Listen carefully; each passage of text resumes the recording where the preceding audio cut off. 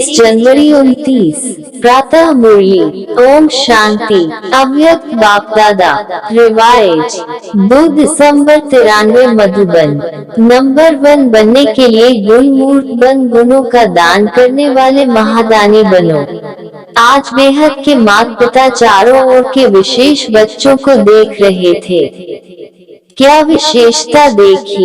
कौन से बच्चे अखुद ज्ञानी, अटल स्वराज्य अधिकारी, अखंड निर्विघ्न, अखंड योगी, अखंड महादानी है। ऐसी विशेष आत्माएं कोटों में कोई बने हुए हैं। ज्ञानी, योगी, महादानी सभी बने हैं, लेकिन अखंड कोई कोई बने हैं। जो अखुद, अटल और अखंड है वही विजय माला के विजयी मन के हैं। बाप दादा ने संगमयुग पर सभी बच्चों को अटल अखंड भव का वरदान दिया है, लेकिन वरदान को जीवन में सदा धारण करने में नंबरवार बन गए हैं। नंबर 1 बनने के लिए सबसे सहज विधि है अखंड महादानी बनो। अखंड महादानी अर्थात निरंतर सहज सेवाधारी, क्योंकि सहज ही निरंतर हो सकता है। तो अखंड सेवाधारी अर्थात अखंड महादानी दाता के बच्चे हो, सर्व खजानों से संपन्न श्रेष्ठ आत्माएं हो। संपन्न की निशानी है अखंड महादानी। एक सेकंड भी दान देने के बिना रह नहीं सकते। द्वापर से दानी आत्माएं अनेक भक्त भी बने हैं, लेकिन कितने भी बड़े दानी हो, अखुद खजाने के दानी नहीं बने हैं। विनाशी खजाने व वस्तु के दानी बनते हैं। आप श्रेष्ठ आत्माएं अब संगम पर अखुद और अखंड महादानी बनते हो। अपने आप से पूछो कि अखंड महादानी हो, वह समय प्रमाण दानी हो, वह चांस प्रमाण दानी हो। अखंड महादानी सदा 3 प्रकार से दान करने में बिजी रहते हैं। पहला मनसा द्वारा शक्तियाँ देने का दान, दूसरा वाणी द्वारा ज्ञान का दान, तीसरा कर्म द्वारा गुणों का दान। इन तीनों प्रकार के दान देने वाले सहज महादानी बन सकते हैं। रिजल्ट में देखा, वाणी द्वारा ज्ञान दान मेजॉरिटी करते रहते हो, मनसा द्वारा शक्तियों का दान यथाशक्ति करते हो, और कर्म द्वारा गुण दान ये बहुत कम करने वाले हैं। और वर्तमान समय चाहे अज्ञानी आत्माएं हैं, चाहे ब्राह्मण आत्माएं हैं, दोनों को आवश्यकता गुणदान की है। वर्तमान समय विशेष स्वयं में व ब्राह्मण परिवार में इस विधि को तीव्र बनाओ। ये दिव्य गुण सबसे श्रेष्ठ प्रभु प्रसाद है। इस प्रसाद को खूब बांटो। जैसे जब कोई से भी मिलते हो तो 1-2 में भी स्नेह की निशानी स्थूल टोली खिलाते हो ना, ऐसे 1-2 में ही गुणों की टोली खिलाओ। इस विधि से जो संगमयुग का लक्ष्य है, फरिश्ता सो देवता, यह सहज सर्व में प्रत्यक्ष दिखाई देगा। यह प्रैक्टिस निरंतर स्मृति में रखो कि मैं दाता का बच्चा अखंड महादानी आत्मा हूँ। कोई भी आत्मा चाहे अज्ञानी हो, चाहे ब्राह्मण हो, लेकिन देना है। ब्राह्मण आत्माओं को ज्ञान तो पहले ही है, लेकिन 2 प्रकार से दाता बन सकते हो। एक, जिस आत्मा को जिस शक्ति की आवश्यकता है, उस आत्मा को मनसा द्वारा अर्थात शुद्ध वृत्ति वाइब्रेशंस द्वारा शक्तियों का दान अर्थात सहयोग दो। 2, कर्म द्वारा सदा स्वयं जीवन में गुण मूर्त बन, प्रत्यक्ष सैंपल बन, औरों को सहज गुण धारण करने का सहयोग दो। इसको कहा जाता है गुण दान। दान का अर्थ है सहयोग देना। आजकल ब्राह्मण आत्माएं भी सुनने के बजाय प्रत्यक्ष प्रमाण देखना चाहती हैं। किसी को भी शक्ति धारण करने की व गुण धारण करने की शिक्षा देना चाहते हो तो कोई दिल में सोचते, कोई कहते कि ऐसे धारणा मूर्ख कौन बने हैं। तो देखना चाहते हैं लेकिन सुनना नहीं चाहते। ऐसे एक दो में कहते हो ना कौन बना है, सबको देख लिया। जब कोई बात आती है तो कहते हैं कोई नहीं बना है, सब चलता है। लेकिन ये हलबेलेपन के बोल हैं, यथार्थ नहीं है।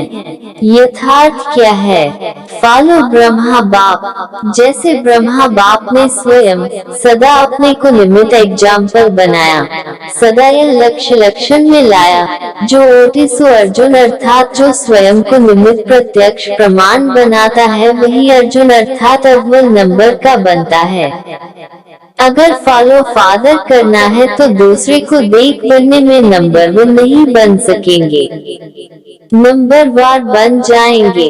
नंबर वन आत्मा की निशानी है। हर श्रेष्ठ कार्य में मुझे निमित्त बन औरों को सिंपल करने के लिए सैंपल बनना है। दूसरे को देखना, चाहे बड़ों को, चाहे छोटों को, चाहे समान वालों को, लेकिन दूसरों को देख बनना कि पहले यह बने तो मैं बनूं, तो नंबर वन तो वह हो गया ना जो बनेगा। तो स्वयं स्वत ही नंबर वार में आ जाते हैं। तो अखंड महादानी आत्मा सदा अपने को हर सेकंड तीनों ही महादान में से कोई न कोई दान करने में बिजी रखता है। जैसा समय वैसी सेवा में सदा लगा हुआ रहता है। उनको व्यर्थ देखने सुनने व करने की फुर्सत ही नहीं। तो महादानी बने हो, अभी अंडरलाइन करो अखंड बने हैं। अगर बीच बीच में दातापन में खंडन पड़ता है तो खंडित को संपूर्ण नहीं कहा जाता। वर्तमान समय आपस में विशेष कर्म द्वारा गुणदाता बनने की आवश्यकता है। हर एक संकल्प करो कि मुझे सदा गुण मूर्त बन सबको गुण मूर्त बनाने का विशेष कर्तव्य करना ही है। तो स्वयं की और सर्व की कमजोरियां समाप्त करने की इस विधि में हर एक अपने को निमित्त अव्वल नंबर समझ आगे बढ़ते चलो। ज्ञान तो बहुत है, अभी गुणों को इमर्ज करो, सर्व गुण संपन्न बनने और बनाने का एग्जाम्पल बनो। अच्छा, सर्व अखंड योगी तू आत्माएं, सर्व सदा गुणमूर्त आत्माओं को, सर्व हर संकल्प हर सेकंड महादानी व महासहयोगी विशेष आत्माओं को, सदा स्वयं को श्रेष्ठता में सैंपल बन सर्व आत्माओं को सिंपल सहज प्रेरणा देने वाले, सदा स्वयं को निमित्त नंबर वन समझ प्रत्यक्ष प्रमाण देने वाले बाप समान आत्माओं को बाप दादा का याद प्यार और नमस्ते। दादी जानकी से मुलाकात, ऑस्ट्रेलिया, सिंगापुर आदि के चक्कर का समाचार सुनाया और सबकी याद दी, सबकी याद पहुंच गई। चारों ओर के बच्चे सदा बाप के सामने हैं, इसका प्रत्यक्ष प्रमाण है। जब भी याद करते तो समीप और साथ का अनुभव करते हैं। बाबा कहा दिल से और दिलाराम हाजिर, इसीलिए ही कहते हैं हजूर हाजिर है, हाजरा हजूर है। जहाँ भी हैं, जो भी हैं, लेकिन हर स्थान पर हर एक के पास हाजिर हो जाते हैं, इसीलिए हाजरा हजूर हो गया। इस स्नेह की विधि को लोग नहीं जान सकते, यह ब्राह्मण आत्माएं ही जानती हैं। अनुभवी इस अनुभव को जानते हैं। आप विशेष आत्माएं तो हैं ही, कंबाइन ना, अलग हो ही नहीं सकते। लोग कहते हैं जिधर देखते हैं उधर तू ही तू है, और आप कहते हो जो करते हैं जहाँ जाते हैं बाप साथ ही है, अर्थात तू ही तू है। जैसे कर्तव्य साथ है तो हर कर्तव्य कराने वाला भी सदा साथ है, इसलिए गाया हुआ है करने क्रावनहार। तो कंबाइंड हो गया ना कर्णहार और करावनहार। तो आप सबकी स्थिति क्या है? कंबाइंड है ना, कर्ण क्रावनहार कर्णहार के साथ है ही, करावनहार अलग नहीं है। इसको ही कंबाइंड स्थिति कहा जाता है। सभी अपना अपना अच्छा पार्ट बजा रहे हो। अनेक आत्माओं के आगे सैंपल हो सिंपल करने के। ऐसे लगता है ना, मुश्किल को सहज बनाना यही फॉलो फादर है। ऐसे है ना, अच्छा पार्ट बजाया ना। जहाँ भी है विशेष पाठधारी विशेष पार्ट बजाने के सिवाय रह नहीं सकते। यह ड्रामा की नींद है। अच्छा, चक्कर लगाना बहुत अच्छा है। चक्कर लगाया फिर स्वीट होम में आ गए।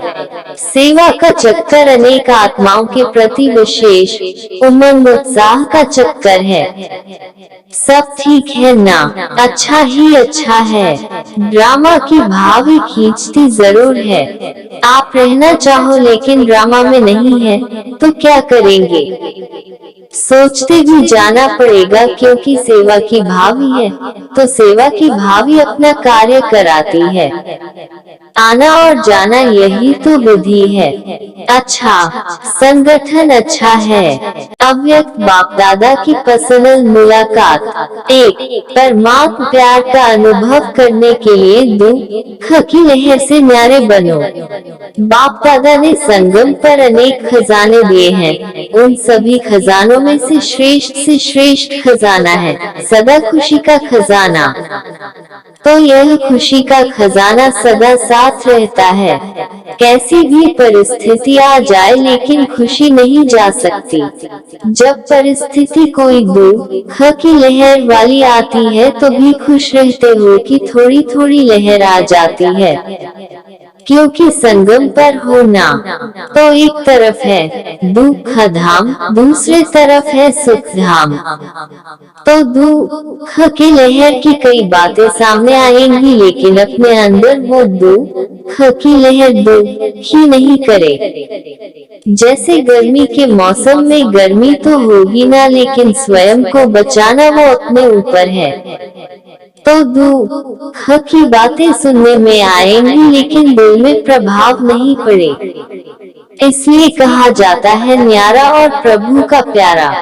तो दुख की लहर से न्यारा तक प्रभु का प्यारा बनेंगे। जितना न्यारा उतना प्यारा। अपने आप को देखो कि कितने न्यारे बने हैं। जितना न्यारा बनते जाते हो उतना ही सहज परमात्मा प्यार का अनुभव करते हो। तो हर रोज चेक करो कि कितने न्यारे रहे, कितने प्यारे रहे। क्योंकि ये प्यार परमात्मा प्यार है जो और कोई भी युग में प्राप्त हो नहीं सकता। जितना प्राप्त करना है उतना अभी करना है। अभी नहीं तो कभी भी नहीं हो सकता। और कितना थोड़ा सा समय यह परमात्मा प्यार की प्राप्ति का है। तो थोड़े समय में बहुत अनुभव करना है। तो कर रहे हो। दुनिया वाले खुशी के लिए कितना समय संपत्ति खर्च करते हैं और आपको सहज अविनाशी खुशी का खजाना मिल गया। कुछ खर्चा किया क्या? खुशी के आगे खर्च करने की वस्तु है ही क्या जो देंगे। तो यही खुशी के गीत गाते रहो कि जो पाना था वो पा लिया ना। तो जब कोई चीज मिल जाती है तो खुशी में नाचते रहते हैं। दूसरों को भी यह खुशी बांटते जाओ। जितना बांटते जाते हो उतना बढ़ती जाती है, क्योंकि बांटना माना बढ़ना। तो जो भी संबंध में आए वह अनुभव करे कि इनको कोई श्रेष्ठ प्राप्ति हुई है, जिसकी खुशी है। क्योंकि दुनिया में तो हर समय का दुख है और आपके पास हर समय की खुशी है। तो दुखी को खुशी देना यह सबसे बड़े से बड़ा पुण्य है। तो सभी निर्विघ्न बन आगे उड़ रहे हो या छोटे छोटे विघ्न रोकते हैं। विघ्नों का काम है आना और आपका काम है विजय प्राप्त करना। जब विघ्न अपना कार्य अच्छी तरह से कर रहे हैं तो आप मास्टर सर्वशक्तिमान अपने विजय के कार्य में सदा सफल रहो। सदा यह याद रखो कि हम विघ्न विनाशक आत्माएं हैं। विघ्न विनाशक का जो यादगार है उसका प्रैक्टिकल में अनुभव कर रहे हो ना। अच्छा, वरदान, सहन शक्ति का कवच पहन, संपूर्ण स्टेज को बढ़ने वाले विघ्न जीत भाव। अपनी संपूर्ण स्टेज को बढ़ने अर्थात प्राप्त करने के लिए अलबेलेपन के नाज नखरों को छोड़ सहन शक्ति में मजबूत बनो। सहन शक्ति ही सर्व विघ्नों से बचने का कवच है। जो यह कवच नहीं पहनते वह नाजुक बन जाते हैं, फिर बाप की बातें बाप को ही सुनाते हैं। कभी बहुत उमंग उत्साह में रहते, कभी दिल शिकस्त हो जाते। अब इस उतरने चढ़ने की सीढ़ी को छोड़ सदा उमंग उत्साह में रहो तो संपूर्ण स्टेज समीप आ जाएगी। स्लोगन, याद और सेवा की शक्ति से अनेक आत्माओं पर रहम करना ही रहमदिल बनना है। ओम शांति, ओम शांति, ओम शांति।